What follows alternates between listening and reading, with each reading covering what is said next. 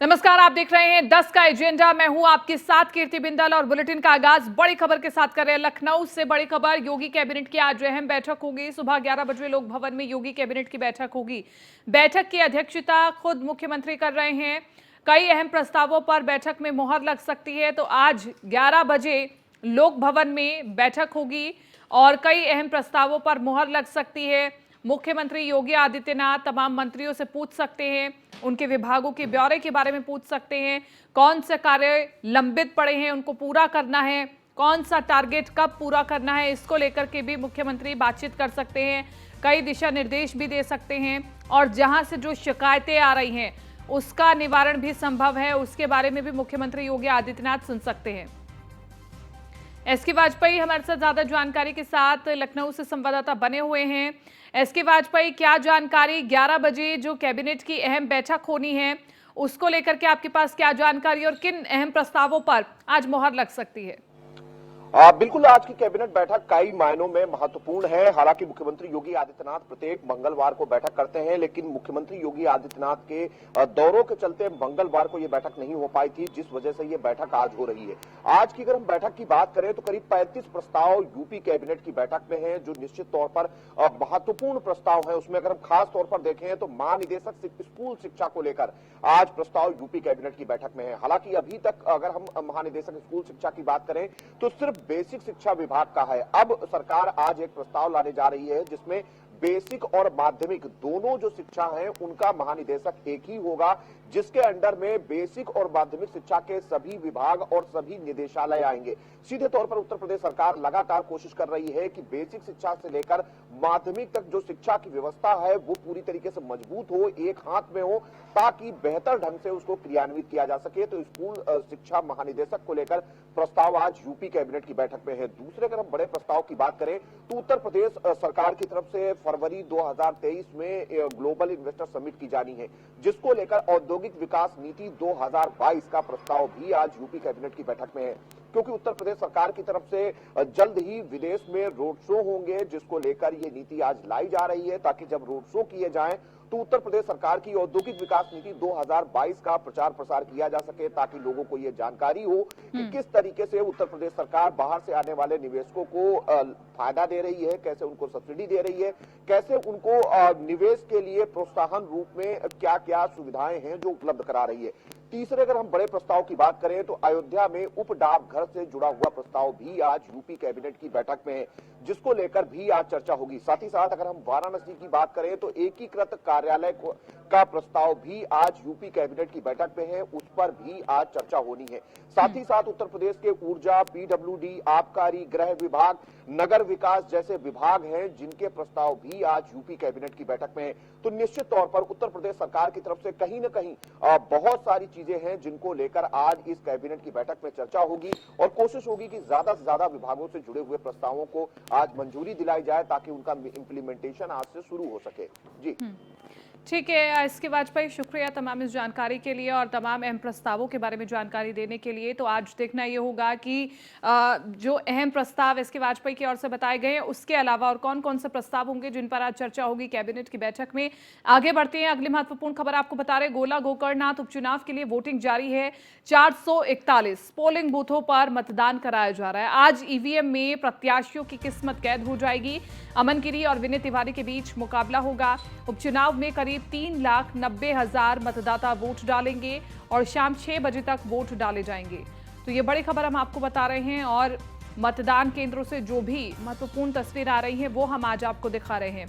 आज ईवीएम में प्रत्याशियों की किस्मत कैद हो जाएगी। विनय तिवारी और अमन गिरी के बीच में आमने सामने की टक्कर, दो मुख्य प्रत्याशी जिनके बीच में बड़ी टक्कर मानी जा रही है। 9 बजे तक 10% मतदान हुआ है और जैसे जैसे दिन आगे बढ़ेगा लोग अपने घरों से बाहर निकलेंगे। बहुत से लोग अपने सुबह के काम को निपटा करके ही मतदान केंद्र पर पहुंचते हैं। तो ऐसे में अभी ये मतदान प्रतिशत और ज़्यादा बढ़ेगा और 9 बजे तक 10% हुआ है मतदान और इसके बढ़ने की संभावना है। आप देखिए कि जो वोटर्स हैं मतदान केंद्रों पर पहुंच करके दिखा रहे हैं कि उन्होंने अपने मत का इस्तेमाल किया है और उन्होंने अपने मनपसंद के प्रत्याशी को चुना है। और अभी तक क्या कुछ अपडेट है, इसकी जानकारी भी हम ले लेते हैं। हमारे साथ हमारे सहयोगी अवध जायसवाल लगातार बने हुए हैं लखीमपुर खीरी से। अभी क्या कुछ अपडेट आ रही है अवध जायसवाल? तस्वीरों में कुछ बदलाव, लोग घरों से निकल रहे हैं? देखिए, आपको बता दें कि जिस तरीके से दिन बढ़ रहा है उस तरीके से मतदाताओं का जो घर से निकलना शुरू हो गया है, और बुजुर्ग हों या महिला हों या पुरुष हों, सभी मतदाता अब धीरे धीरे जो मतदान केंद्र है वहां पर कतार लगना शुरू हो गया। मतदाता जो है काफी संख्या में अब अपने मताधिकार का प्रयोग कर रहे हैं। अमूमन जिस तरीके से देखा जा रहा था कि सुबह जो यानी हल्की ठंड थी, चूंकि कोहरा भी था, तो इसलिए मतदाता जो है घर से नहीं निकल पा रहा था। लेकिन जिस तरीके से धूप बढ़ रही है, धूप खिल रही है, पूरा इलाका जो है तराई क्षेत्र का है, और यहाँ पर चूंकि कई नदियां धारा प्रवाहित हैं, इसलिए जो सुबह रहती है वो ओस भी ज्यादा पड़ती है, कोहरा भी ज्यादा पड़ता है। इसके चलते सुबह मतदाता अपने मताधिकार का एक रात गले जिस तरीके से टाइम रहा है, जिस तरीके से धूप निकल रही है, उसके जो है मतदाता अपने घरों से निकल रहा है। बूथों पे जो है, जो ग्रामीण अंचल के बूथ हैं, उन बूथों पे मतदाताओं का कतारबद्ध खड़े होकर यानी खड़े होना शुरू हो गया है। हम्म। और एक तो खास तौर पर सबसे बड़ी बात ये दी जा रही, जो विकलांग मतदाता है उनके लिए अब की बार जो प्रशासन द्वारा कोई खास व्यवस्था नहीं की गई। अमूमन ट्राई साइकिल की व्यवस्था की जाती थी मतदान केंद्रों तक पहुंचने के लिए, क्योंकि एक सरकारी निर्देश होते हैं, चुनाव आयोग के निर्देश होते हैं कि अंदर वाहन नहीं जा सकता 200 मीटर तक। लेकिन अब की बार आप साफ तौर पर न्यूज वन इंडिया अपने दर्शकों को दिखा भी रहा है कि एक बुजुर्ग मतदाता जो है किस तरीके से घिसल घिसल कर यही मतदान केंद्र जा रहा है अपना मत प्रयोग करने के लिए। लेकिन प्रशासन द्वारा ये सब बड़ी खामी नजर आई है। अभी तक कई बूथों से इस तरीके की शिकायत आई है कि जो बुजुर्ग मतदाता है, जो अपंग मतदाता है, उनको किस तरीके से मतदान केंद्र तक पहुंचाया जाए। सबसे बड़ी समस्या यह निकल कर आई है। रही बात प्रशासन की, तो प्रशासन सुरक्षा व्यवस्था के दृष्टिकोण से काफी यानी भारी फोर्स, अभी हमारी आईजी लक्ष्मी सिंह से बात हुई, उन्होंने बताया कि जिस तरीके से क्रिटिकल बूथ हैं उन पर पैरामिलिट्री फोर्स तैनात किए गए हैं, और किसी तरीके से मतदाता को किसी भय में रहने की जरूरत नहीं है। मतदाता अपने घर से निकले और मतदान का प्रयोग करे। जी ऋतु। और इसी के साथ साथ अवध जायसवाल 441 बूथ बनाए गए हैं, तो अभी तक वहां पर क्या मतदान की प्रक्रिया स्मूथ तरीके से चल रही है? किसी प्रकार की कोई समस्या तो अभी तक नहीं हुई? देखिए, अभी 9 बजे जब जिलाधिकारी से डाटा मांगा गया था तो उन्होंने बताया था कि 10% के ऊपर मतदान हो चुका है। लेकिन 9 बजे के बाद जो धूप खिल रही है और मतदाता यानी भारी संख्या में निकलना शुरू हो गए हैं, और ये अनुमान, ये जिस तरीके से दिन बढ़ता जाएगा, मताधिकार का प्रयोग करते जाएंगे, ये प्रतिशत मतदान का बढ़ता जाएगा। और यही लखीमपुर खीरी की यानी हमेशा से रीत रही है कि जो मतदान होता है हमेशा बढ़ चढ़ कर होता है। पिछली बार भी 68% मतदान हुआ था, और मतदाता भी जागरूक है। चूंकि मतदाता चाहता है कि हम अपनी सरकार बनाएं, अपने मुद्दों को लेकर वोट करें और अपनी सरकार बनाएं, जिससे भविष्य में सरकार का जो हमारा पक्ष है, जो हमारी दुख दर्द है, उसको सरकार के प्रतिनिधि हमारे आगे ले जा सके। तो इसलिए मतदाता जो है अपने वोट का, मताधिकार का प्रयोग कर रहा है, और जो जो धूप खिलती जाएगी मतदान का प्रतिशत बढ़ता जाएगा। अवध जायसवाल, आप तो यहाँ की जनता के बीच में रहे हैं, तो क्या फिर सियासी समीकरण कहता है और जनता की प्रतिक्रियाएं क्या कहती है कि किसका पलड़ा भारी अभी दिखाई देता है? देखिए, सियासी समीकरण की बात की जाए तो अब की बार जो मुकाबला है बेहद रोमांचक है, क्योंकि बसपा और सपा ने अपने प्रत्याशी नहीं उतारे हैं। इस क्षेत्र में जो दलित वोटर है वो बाहुल संख्या में है, दूसरी ब्राह्मण जो है वो बाहुल संख्या में है।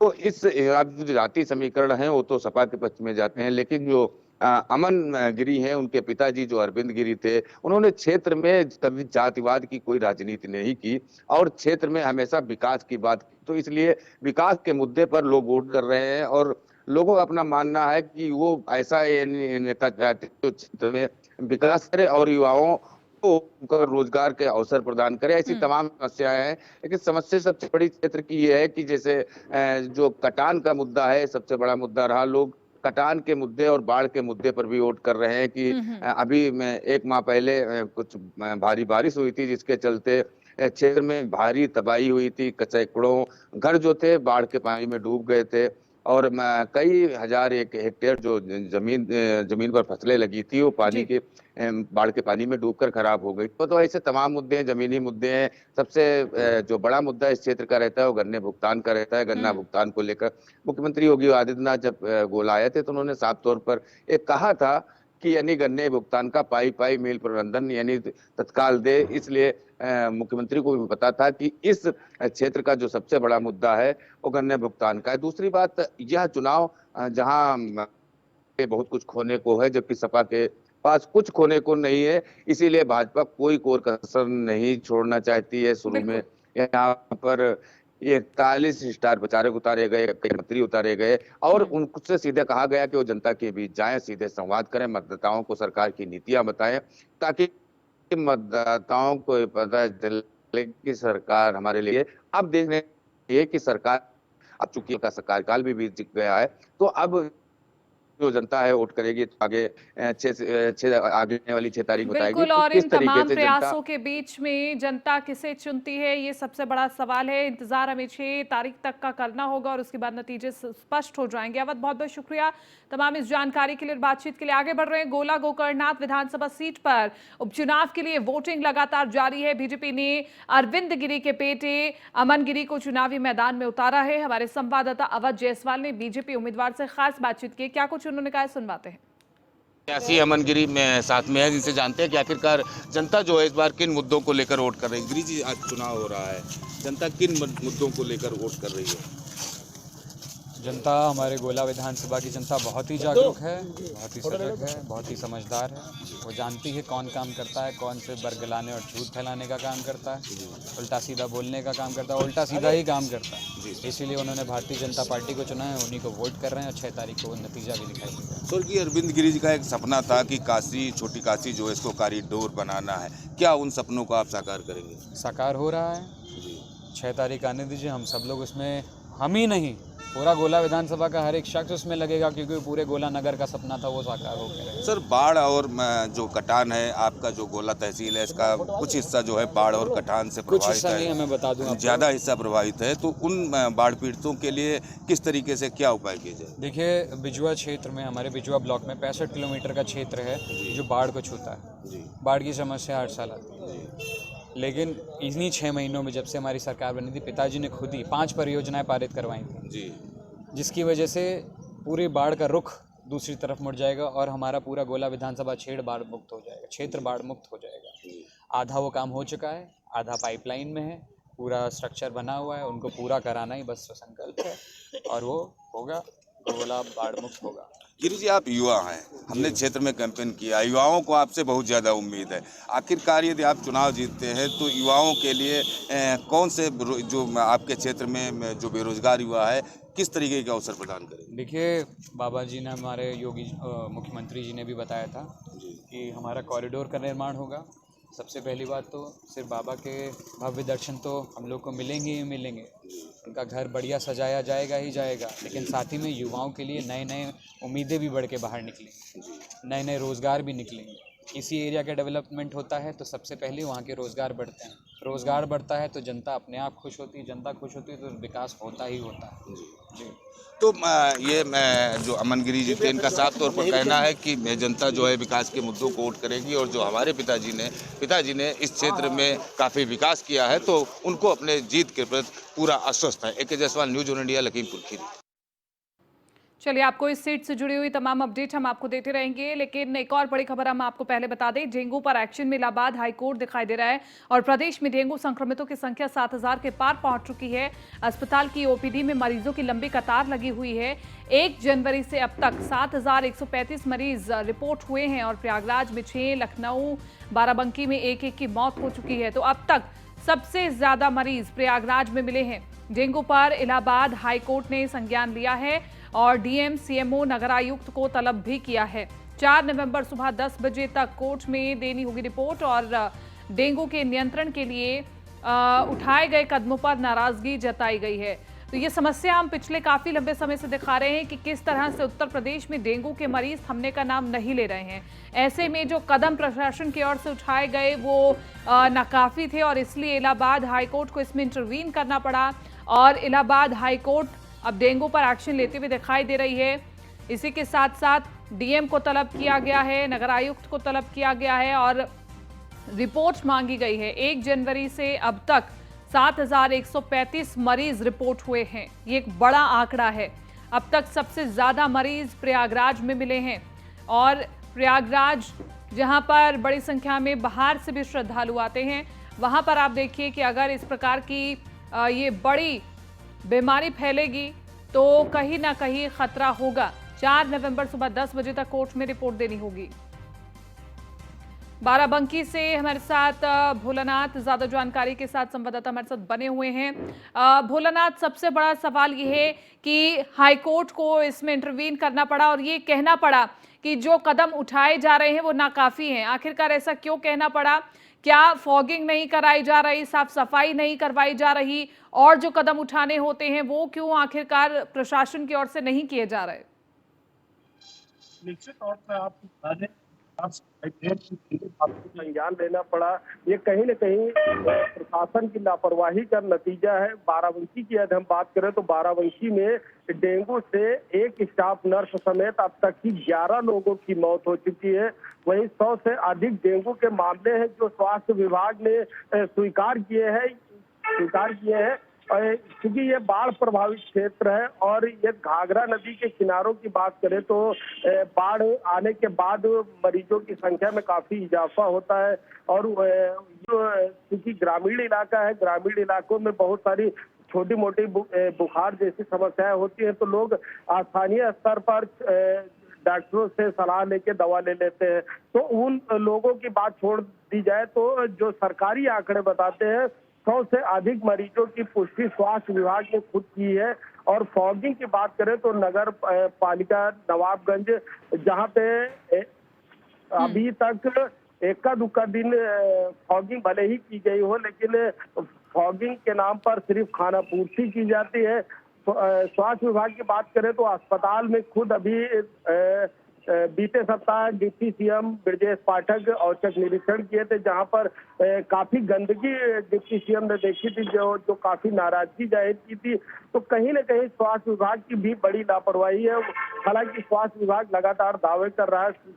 जिला अस्पताल के सीएमएस का कहना है कि 24 डेंगू बेड अस्पताल को बढ़ाकर 56 बेडों का डेंगू वार्ड बनाया गया है और लगातार मरीजों की संख्या में इजाफा हो रहा है जी। लेकिन जिस प्रकार से हाईकोर्ट ने इस मामले का संज्ञान में लिया है तो जिला अधिकारी समेत नगर आयुक्त को भी तलब किया है। तो कहीं न कहीं ये जो स्थानीय स्तर पर स्वास्थ्य विभाग की व नगर पालिका ठीक है, मैं लौटती हूँ आपके पास, भोलानाथ आपके पास। हमारे साथ एस के वाजपेयी भी लगातार बने हुए फोन लाइन पर ज्यादा जानकारी के साथ। एस के वाजपेयी, क्योंकि मुख्यमंत्री तमाम मंचों से कहते हैं कि हमने उत्तर प्रदेश में इंसेफेलाइटिस जैसी बीमारी को खत्म कर दिया है, लेकिन डेंगू जैसी बीमारी जो काफी पुरानी बीमारी है और लगता है कि सीजनी बीमारी है, तो फिर ऐसे में प्रशासन पहले से क्यों अलर्ट नहीं होता और क्यों वो कदम नहीं उठाता जो प्रशासन को वक्त रहते उठाने चाहिए?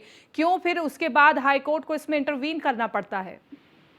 बिल्कुल निश्चित तौर पर हमने देखा है कि जब इस तरीके के बहुत सारे मामले निकलकर सामने आए हैं उस दौरान हाईकोर्ट की तरफ से इंटरवीन किया गया है। और ये पहला मामला नहीं है, इसके पहले भी इस तरीके के बहुत सारे मामले आए। हालांकि अगर हम उत्तर प्रदेश की बात करें तो निश्चित तौर पर डेंगू एक भयावह स्थिति है और लगातार उत्तर प्रदेश के कई जिले, खासतौर पर राजधानी लखनऊ भी जिसमें शामिल है, गाजियाबाद, प्रयागराज, बरेली जैसे जिले उसमें शामिल है। हालांकि प्रयागराज में स्थितियां ज्यादा गंभीर है, आगरा जैसे जिले शामिल है जो कि उत्तर प्रदेश के महानगर है। इन सभी जगहों पर जो व्यवस्थाएं उत्तर प्रदेश सरकार की तरफ से निर्देशित की गई थी वो चीजें नहीं कराई गई हैं। सीधे तौर पर अफसर कहीं न कहीं अपनी जिम्मेदारी से पल्ला झाड़ रहे हैं और यही एक वजह है कि चाहे आप प्राइवेट हॉस्पिटल की स्थिति को देखें या गवर्नमेंटेड हॉस्पिटल की स्थिति को देखें, इमरजेंसी से लेकर जो वार्ड, स्पेशल वार्ड बनाए गए थे डेंगू मरीजों के लिए, वो पूरी तरीके से भरे हुए हैं। दूसरे वार्डों में भी मरीजों को शिफ्ट किया जा रहा है। मजबूरी ये है कि उतने ज्यादा वार्ड अस्पतालों के पास नहीं है। यही एक वजह है कि जो डेंगू के मरीज अब आ रहे हैं उनको दूसरे वार्ड्स में भी शिफ्ट किया जा रहा है। बड़े पैमाने पर ऐसे मरीज भी हैं जिनका इलाज घर पर चल रहा है, डॉक्टर उनकी मॉनिटरिंग अस्पताल से कर रहे हैं। तो निश्चित तौर पर स्थिति भयावह है। हालांकि इन सारी चीजों को देखते हुए केवल एक विभाग की जिम्मेदारी नहीं है, सीधे तौर पर हम देखें तो नगर विकास विभाग, स्वास्थ्य विभाग, जितने भी नगर निगम है, जो पालिका परिषद है, उन सभी को जिम्मेदारी दी गई थी कि वो अपने यहाँ पर साफ सफाई की व्यवस्था कराएं, कहीं भी पानी जमने ना दें, लोगों को अवेयर करें, जागरूकता संबंधी अभियान चलाएं, जगह जगह पर इस तरीके के होर्डिंग्स लगाए जाएं, जो फॉगिंग व्यवस्था है उसको लगातार सुचारू रूप से जारी किया जाए, जो हॉस्पिटल्स हैं वहां पर अलग से बेड्स की व्यवस्था की जाए, जो दवाइयां हैं जिनका प्रयोग डेंगू के इलाज में होता है वो दवाइयां सभी अस्पतालों पर उपलब्धता उनकी सुनिश्चित कराई जाए। तो ये बहुत सारे ऐसे निर्देश थे जो कि राजधानी लखनऊ की तरफ से प्रदेश के सभी 75 जिलों को जारी किए गए थे, लेकिन तस्वीरें सभी के सामने हैं। सीधे तौर पर अफसर कहीं न कहीं उस आंकड़े को छुपाने की कोशिश कर रहे हैं, दबाने की कोशिश कर रहे हैं। अगर आप प्राइवेट या सरकारी अस्पताल की स्थिति को देखें, अभी 2 दिन पहले ही न्यूज वन इंडिया की तरफ से मुहिम चलाई गई थी, जिसमें न्यूज वन इंडिया के संवाददाता ने सिविल अस्पताल में जाकर वहां की स्थितियों का जायजा लिया था। वो तस्वीरें भी हमने अपने दर्शकों को दिखाई थी। सीधे तौर पर ये तस्वीरें बता रही हैं कि किस तरीके से लगातार जो डेंगू के मरीज हैं वो बढ़ रहे हैं, लेकिन बावजूद इसके शासन प्रशासन हाथ पर हाथ धरे बैठा हुआ है। खास तौर पर जो सबसे बड़ी जिम्मेदारी है वो नगर निगमों की बनती है। नगर निगम की तरफ से ही फॉगिंग और सफाई जैसे अभियान चलाए जाते हैं। अधिकारी हैं ये आराम से बैठे हैं और जितनी कोशिशें करनी चाहिए उसका 10% भी अगर किया जाए तो कहीं ना कहीं पहले की जो व्यवस्था की गई है उनमें और एड ऑन हो जाएगा और व्यवस्थाएं दुरुस्त तो हो सकती हैं, लेकिन इच्छा शक्ति चाहिए। इसके वाजपेयी मैं लौटती हूँ आपके पास। हमारे साथ बरेली से अयाज खान हमारे साथ बने हुए हैं। अयाज, सबसे पहले बताएं कि बरेली में डेंगू के मरीज कितने हो रहे हैं और ये बीमारी कितनी ज्यादा बरेली में खतरा दिखाई दे रही है?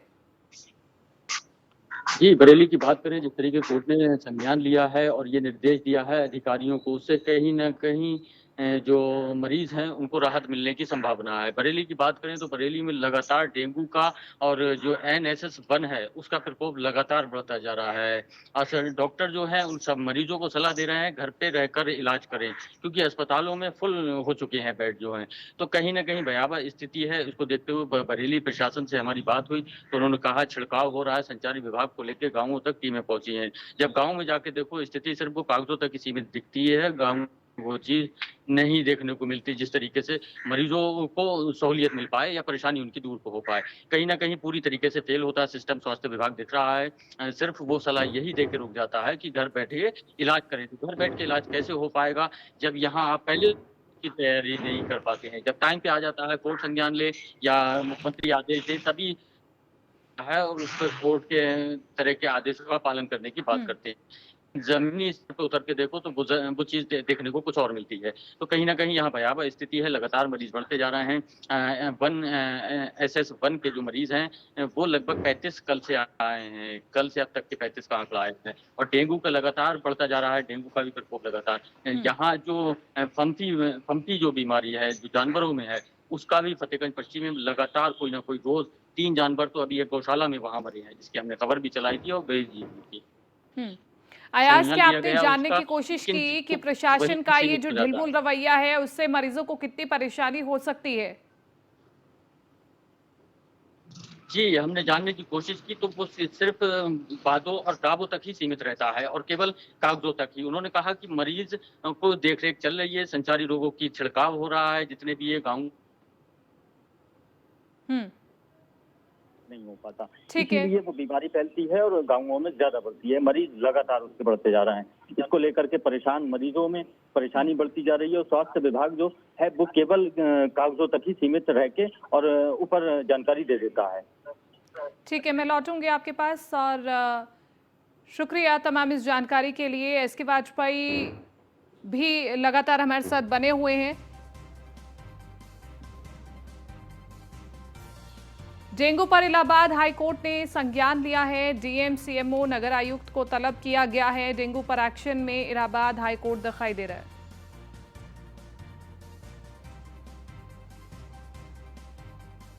चलिए सीधा आपको लिए चलते हैं जहां पर श्री रामचरण पादुका के पूजन कार्यक्रम में मुख्यमंत्री योगी आदित्यनाथ शामिल हुए हैं। महत्वपूर्ण तस्वीरें आपकी टीवी स्क्रीन पर और आज की सबसे खूबसूरत तस्वीर आपकी टीवी स्क्रीन पर आप देख पा रहे हैं।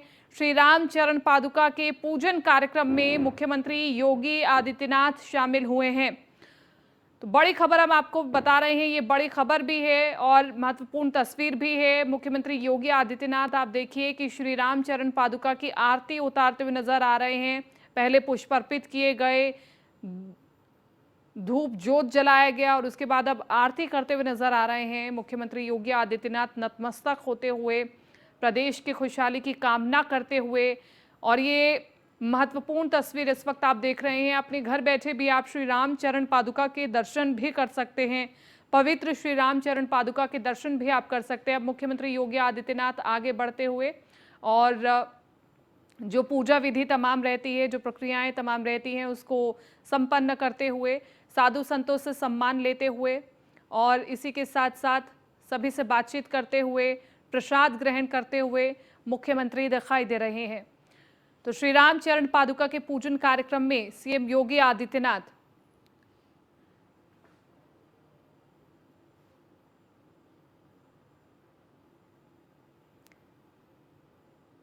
तो ये तस्वीरें आज हम आपको दिखा रहे हैं श्री राम लला की और श्री राम चरण पादुका की तस्वीरें इस वक्त आप देख रहे हैं।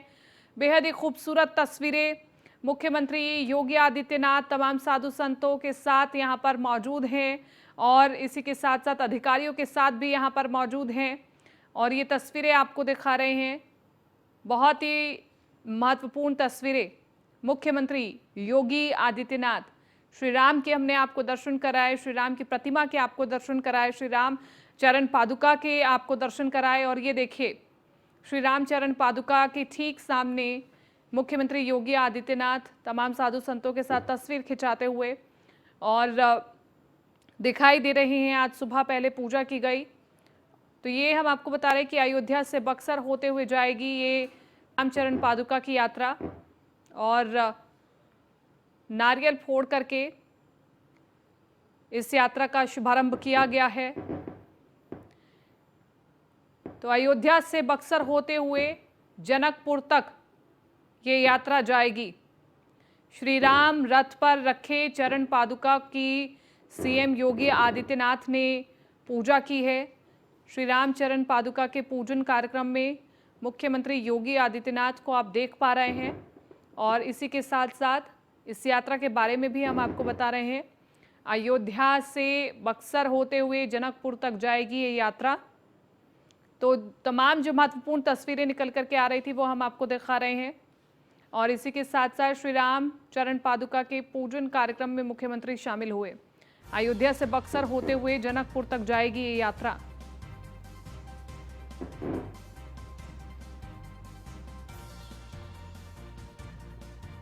श्री राम चरण पादुका के पूजन कार्यक्रम में मुख्यमंत्री योगी आदित्यनाथ शामिल हुए और श्री राम के नाम पर मुख्यमंत्री योगी आदित्यनाथ का एक अलग ही अंदाज देखने को मिलता है, नतमस्तक होने वाला अंदाज देखने को मिलता है और इसी के साथ साथ श्री राम का नाम लेने वाली बीजेपी हमेशा से ही आगे दिखाई देती है।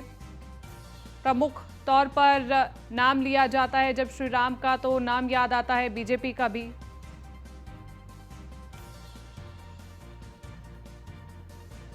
श्री राम चरण पादुका के पूजन कार्यक्रम में मुख्यमंत्री योगी आदित्यनाथ शामिल हुए। अयोध्या से बक्सर होते हुए जनकपुर तक ये यात्रा जाएगी और श्री राम रथ पर रखे चरण पादुका की सीएम योगी आदित्यनाथ ने पूजा अर्चना भी की है। तो ये जो तस्वीरें इस यात्रा से निकल करके आई हैं वो तस्वीरें हम आपको दिखा रहे हैं। लखनऊ से ये सीधा तस्वीरें आप देख पा रहे हैं। जो आज तस्वीरें निकल करके आई वो हम आपको दिखा रहे हैं।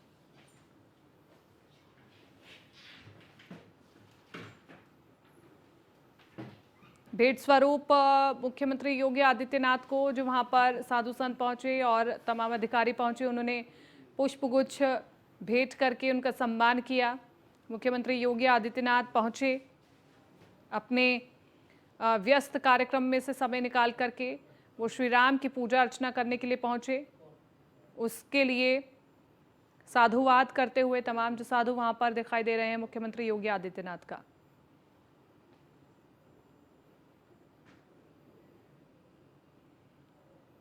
श्री राम रथ पर रखे चरण पादुका के पूजन कार्यक्रम में मुख्यमंत्री योगी आदित्यनाथ शामिल हुए।